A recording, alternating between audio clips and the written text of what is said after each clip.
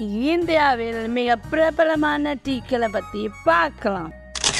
Assam tea பொதுவாகவே ரொம்ப ஸ்ட்ராங்காகவும் புத்துணர்ச்சியாகவும் நல்ல சுவையுடனும் இருக்கும்.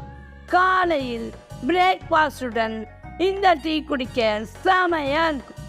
இந்தியாவில் டீ உற்பத்தி பண்ணுற மாநிலங்களில் அசாம் முக்கியமான அங்கம் வகிக்குது.